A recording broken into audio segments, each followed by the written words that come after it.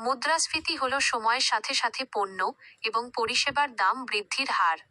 সহজভাবে বলতে গেলে মুদ্রাস্ফীতি মানে আপনার টাকার ক্রয় ক্ষমতা কমে যাওয়া। উদাহরণস্বরূপ, গত বছর যে পণ্যটি কিনতে আপনার 100 টাকা লেগেছিল, মুদ্রাস্ফীতির কারণে এই বছর সেই একই পণ্য কিনতে 105 টাকা লাগতে পারে। মুদ্রাস্ফীতি কেন গুরুত্বপূর্ণ? মুদ্রাস্ফীতি আমাদের দৈনন্দিন জীবন এবং অর্থনীতিতে বড় প্রভাব ফেলে। এটি আমাদের ক্রয় ক্ষমতা, সঞ্চয় এবং বিনিয়োগকে প্রভাবিত করে। পরিমিত মুদ্রাস্ফীতি অর্থনীতিতে ইতিবাচক ভূমিকা রাখতে পারে, তবে উচ্চ মুদ্রাস্ফীতি অর্থনৈতিক অস্থিতিশীলতা তৈরি করতে পারে। মুদ্রাস্ফীতির কারণ কি?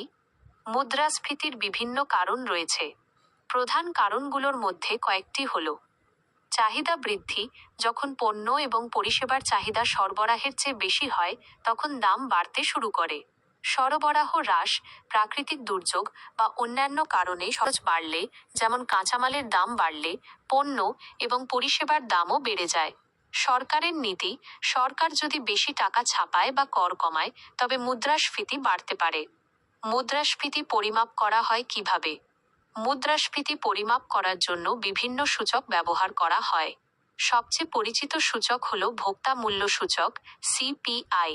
সিপিআই একটি নির্দিষ্ট সময়ে একটি নির্দিষ্ট পণ্য এবং পরিষেবার ঝুড়ির গড় মূল্য পরিমাপ করে।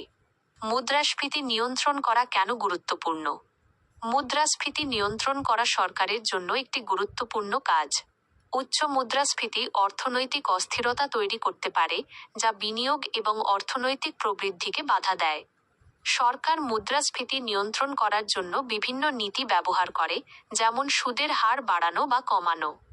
মুদ্রাস্ফীতি সম্পর্কে আপনার আরও কোনো প্রশ্ন থাকলে জিজ্ঞাসা করতে পারেন।